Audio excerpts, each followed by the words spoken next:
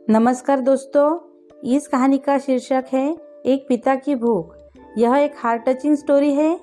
5:30 को ऑफिस ख़त्म होने के बाद मैं सीधा घर नहीं गया था क्योंकि मुझे मेरे दोस्त का फ़ोन आया था जिसने मुझे राजा रानी वड़ा पाव की शॉप के सामने मलाड में रुकने के लिए कहा था।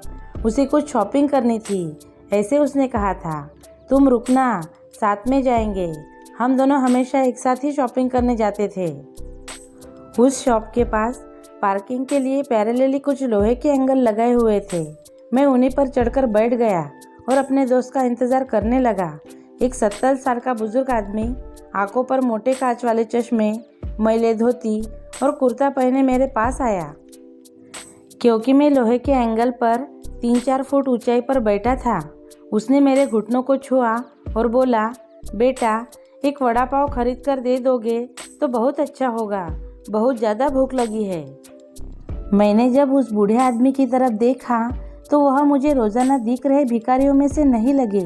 उन्हें देखकर ऐसा भी नहीं लग रहा था कि वह हर दिन भीख मांगते होंगे।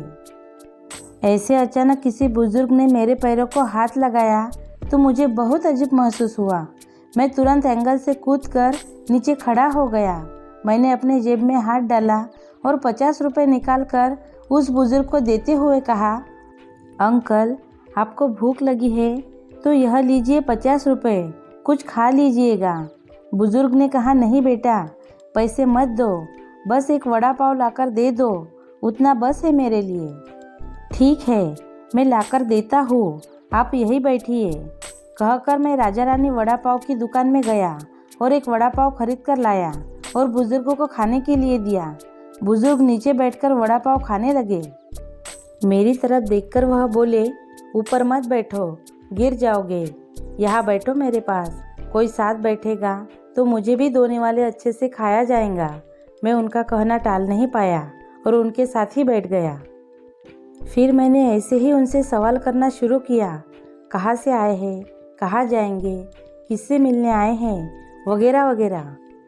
मैं नागपुर से आया हूँ, एक छोटे से गांव में रहता हूँ। यहाँ मुंबई में मेरा तुम्हारे जितनी उम्र का एक बेटा है, एक कंपनी में इंजीनियर है, उससे मिलने आया हूँ। 2 साल पहले उसकी शादी हुई, लव मैरिज। बहू पढ़ी लिखी है, नए विचारों वाली। उसे सास ससुर यानी कि हम पति पत्नी गंवार लगते हैं, इसलिए हमारे साथ रहना उसे अच्छा नहीं लगता। इसलिए बेटा अब अलग रहता है, यही मुंबई में 2 सालों से। परसों मेरे इस मोबाइल पर उसका फ़ोन आया था। कह रहा था अमेरिका में नौकरी मिली है उसे, बीवी को लेकर जा रहा है अमेरिका 10 साल के लिए। यहाँ मुंबई में था तो 6 महीने में एक बार आता था हम बूढ़ा बूढ़ी को मिलने के लिए। अब इतने दूर जा रहा है, एक बार मिलने के लिए आओ बोला तो अब समय नहीं बचा है। परसों फ्लाइट में बैठकर जाना है कहता है। अब 10 साल के लिए जा रहा है, पता नहीं तब तक हम जिएंगे या मरेंगे। इसलिए सोचा खुद ही जाकर उसे मिल लेता हूँ। कल शाम से एयरपोर्ट को ढूंढ रहा हूँ, लेकिन यहाँ के लोग कहते हैं कि इस एरिया में एयरपोर्ट है ही नहीं। बुजुर्ग ने एड्रेस वाली चिट्ठी मेरे हाथ में देते हुए कहा। उनकी बात सुनकर मैंने कहा, लोग सच कह रहे हैं, एयरपोर्ट यहाँ है ही नहीं, सांता क्रूज में है। बुजुर्ग ने मेरी तरफ देखकर कहा, लेकिन परसों जब मेरे बेटे का फ़ोन आया था तो उसने यही पता लिखवाया था मुझे। लगता है यह फ़ोन भी ख़राब हो गया है, फ़ोन ही नहीं आ रहा है बेटे का। मैंने बताया था उसको कि मैं उससे मिलने आ रहा हूँ मुंबई। कहते हुए बुजुर्ग ने मोबाइल मुझे देखने के लिए दिया। अब मेरे एक हाथ में चिट्ठी और एक हाथ में मोबाइल था। मैंने मोबाइल का बटन दबाकर देखा, मोबाइल अच्छे से चल रहा था और मोबाइल में नेटवर्क भी पूरी तरह से आ रहा था। मैंने उनसे पूछा, आपने फ़ोन नहीं लगा कर देखा बेटे को? मुझे कहाँ लगाना आता है बेटा फ़ोन, कोई फ़ोन करता है तो उठा लेता हूँ बस, उन्होंने कहा। मैंने रिसीव कॉल में जाकर आखिरी आए नंबर पर कॉल किया। 2 रिंग्स बजने के बाद कॉल कट कर दिया गया। फिर मैंने एड्रेस की चिट्ठी खोलकर देखी। उसमें जहाँ हम बैठे थे वही का एड्रेस था, यानी कि जानबूझकर गलत एड्रेस दिया गया था।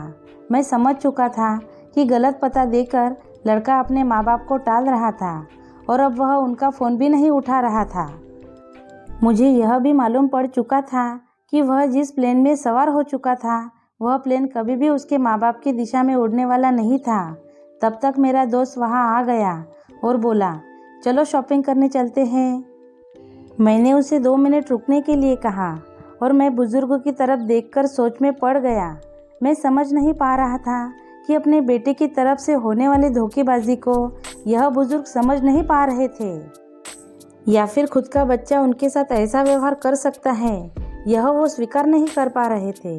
मैं बुजुर्ग से बोला, अब तक तो आपका बच्चा जिस प्लेन में बैठा है वह उड़ चुका होगा।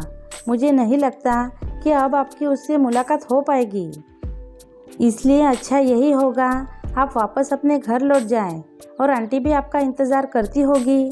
मेरी बात सुनते ही अगले ही क्षण उनकी आंखें भर आई। आंसू भरी आंखों से वह मेरी तरफ देखने लगे। घर जाने के लिए भाड़े के पैसे देते हुए मैंने उनके हाथ पर हाथ रखा और पूछा, अंकल, मैं कब से आपके हाथों में यह डब्बा देख रहा हूँ, क्या है इस डब्बे में? मोतीचूर के लड्डू हैं, मेरे बेटे के पसंद के, उसकी माँ ने भेजे हैं उसके लिए, खुद बनाकर, बुजुर्ग ने कहा। किसी खंजर से मेरे दिल को चीरकर मेरे अंतःकरण को लहूलुहान कर दिया हो, ऐसी मेरी हालत हो गई।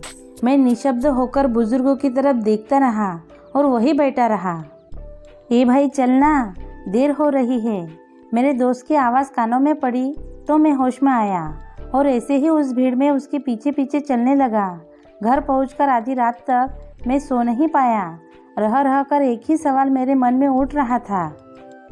एक वड़ा पाव की भीख मांगने वाला वह बेचारा आदमी भूख से बेहाल होने के बावजूद भी अपने साथ लाए उस मोतीचूर के लड्डुओं में से एक लड्डू खुद नहीं खा सकता था क्या?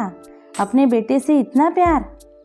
सच में दोस्तों, अपने माता पिता अपने से कितना प्यार करते हैं। खुद भूखे रहते हैं लेकिन अपने बच्चों का पेट भरते हैं। इस कहानी के बारे में आपकी क्या राय है, ये आप मुझे कमेंट करके बता सकते हो। कहानी अच्छी लगी तो लाइक शेयर कर देना और अगर आप मेरे चैनल पर नए हो तो सब्सक्राइब कर देना। Thank you.